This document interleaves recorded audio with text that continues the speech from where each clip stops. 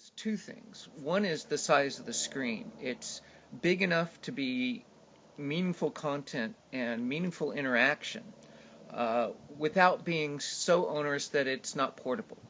It's also intimate in a sense that it's right there with you when you're touching it and manipulating it. And to the extent that the designers take advantage of that, I think there's some really interesting potential cognitive and conative outcomes that come from that, conative being motivation and anxiety. And so now there are still some problems with it in my mind, and I've argued elsewhere that you need something the size of a pad sometimes, but there's other times when you need something that's smaller, the size of the phone, that's more portable, because I don't always have my pad with me everywhere I go because it's a little bit too big to take everywhere, whereas my phone can go with me everywhere.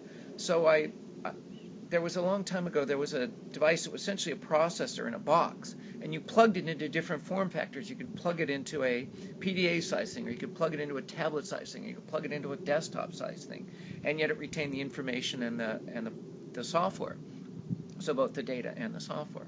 And that to me is an interesting idea. Or a phone that then plugs into an iPad tablet, and instantly the information is in both devices, or essentially the device becomes one with just a larger interface.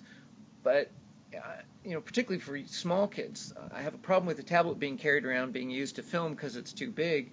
But I have a problem with the phone being too small to get meaningful interaction and sufficient interface and information presentation.